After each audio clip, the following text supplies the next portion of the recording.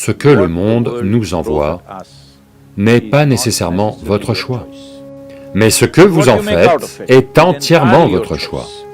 Les autres font ce qu'ils veulent, mais c'est votre réaction qui cause la souffrance. Il n'y a pas de moyen de réparer un hier, mais vous pouvez créer un demain.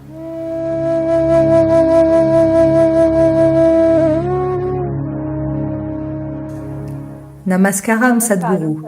J'ai une amie d'enfance qui a grandi dans un environnement familial très difficile. Ses parents avaient une relation très étrange, ce qui fait qu'elle a grandi au milieu de bagarres constantes, avec un manque d'amour. Donc au fil des années, je l'ai vue grandir et devenir une personne très réservée. Elle ne croit pas à l'amour, elle ne croit pas au pouvoir des relations. Alors comment peut-on ne pas laisser de telles relations toxiques avoir un impact aussi négatif sur nous dans la vie ? Voyez, tout le monde trouve une certaine excuse pour ses propres misères. Mes parents étaient comme ça, donc je suis comme ça. Eh bien, cela est irréparable parce qu'on ne peut pas changer vos parents maintenant, d'accord? Allô? Peut-on les changer maintenant? Donc, vous devez comprendre cela, en particulier si vous avez traversé des situations difficiles dans la vie, ou des situations horribles dans la vie, disons. N'est-il pas important que vous deveniez plus sage plus tôt que les autres? Plus tôt que les autres qui ont grandi dans le confort, qui ne savent pas ce que c'est, de voir ces choses. N'est-ce pas extrêmement important que vous deveniez plus sage? Non, au lieu de ça, vous choisissez de vous aussi devenir misérable, parce que eux étaient misérables. Donc comprenons au moins cela. Vous avez une intelligence pour percevoir que eux vivent mal. Comment se fait-il que vous n'ayez pas une intelligence pour percevoir que vous vivez mal là tout de suite? Et vous n'avez même pas l'intégrité fondamentale pour voir que, si je vis mal, c'est moi qui crée cela. Parce que il peut y avoir des tas de situations. Pour chacun d'entre nous, il y a des situations. À vrai dire, plus vous essayez de faire dans le monde, plus vous devrez faire face à des tas de situations affreuses, que ça vous plaise ou non, d'accord?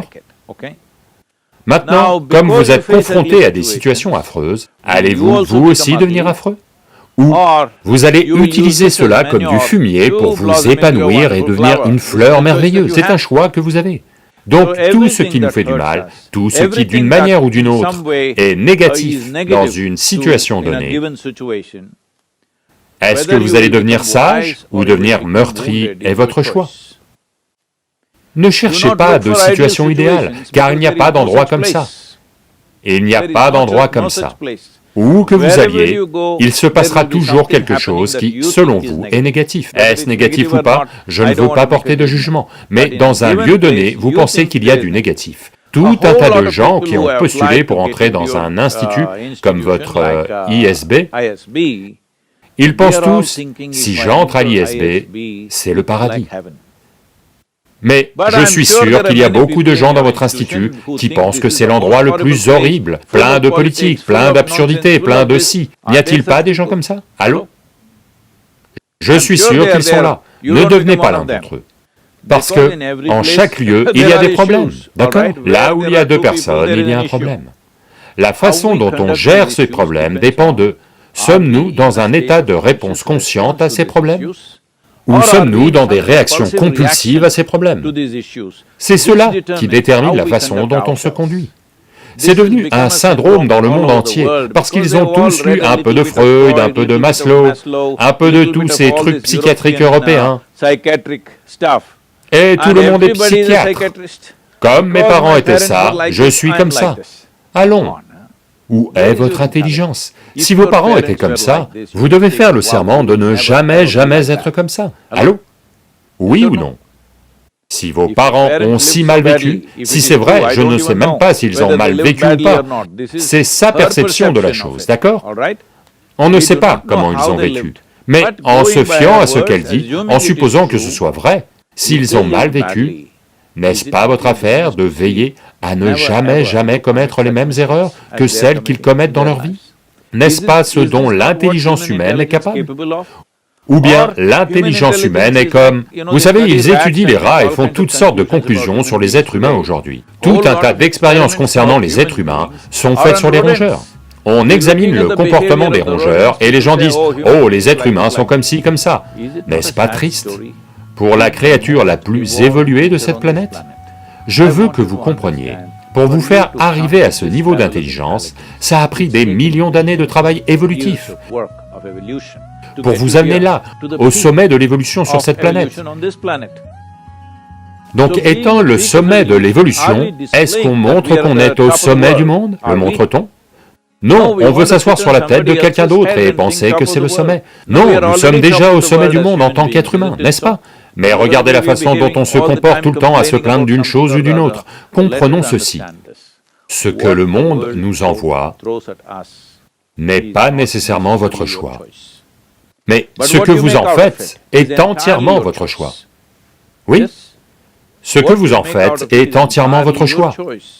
Votre expérience de la vie, vous devez au moins en arriver là, chacun d'entre vous, les jeunes, si vous voulez que votre potentiel s'épanouisse dans le monde, une chose importante que vous devez régler dans votre vie, c'est votre expérience de la vie, que ce soit la paix ou l'agitation, que ce soit la joie ou le malheur, la félicité ou, vous savez, la souffrance. Quelle qu'elle soit, votre expérience est entièrement fabriquée par vous. Les autres font ce qu'ils veulent, ils font leur propre film. C'est votre réaction à cela qui vous cause ces expériences.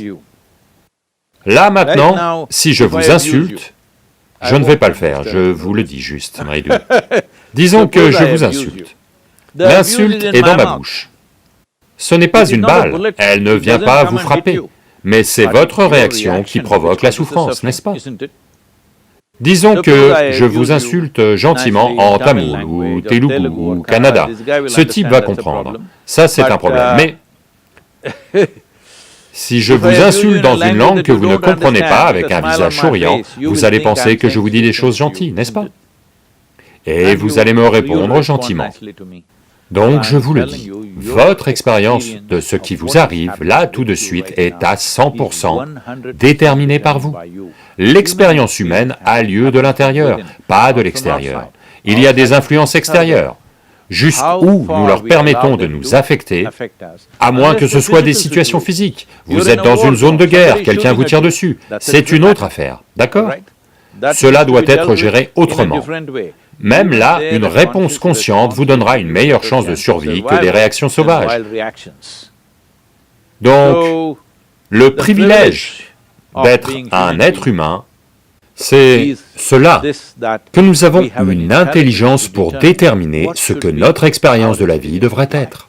Les autres créatures sont dans des réactions naturelles, instinctives, compulsives. Nous sommes censés être au-dessus de ça, mais la plupart des êtres humains essaient de réfuter cela, et eux aussi sont dans un état de réaction compulsive. Et par-dessus tout, les parents. Eh bien, ils vivent de la manière qu'ils connaissent le mieux, n'est-ce pas? S'ils avaient su faire mieux, ils auraient fait mieux. Ils font de leur mieux. Eh bien, ils vous ont donné naissance, ce qui est phénoménal. Peut-être pas volontairement, mais ils vous ont donné naissance d'une manière ou d'une autre. Et ils vous ont donné suffisamment de nourriture et d'éducation et de bêtises, tout ce dont vous aviez besoin et vous ont amené à ce niveau. Maintenant, ne regardez pas indéfiniment dans le rétroviseur. Ils vous ont élevé, vous êtes devenu un adulte, vous avez survécu, d'accord? Beaucoup d'enfants meurent prématurément, les parents n'étant pas en mesure de subvenir à leurs besoins. Des millions d'enfants meurent dans le monde parce que les parents ne sont pas en mesure de subvenir aux besoins des enfants qu'ils mettent au monde. Ils vous ont élevé, vous avez grandi, vous êtes dans le rétroviseur. S'il vous plaît, laissez le rétroviseur et regardez devant vous, car vous ne pouvez pas réparer votre passé. Il n'y a aucun moyen de réparer un hier, mais vous pouvez créer un demain. À nous de jouer.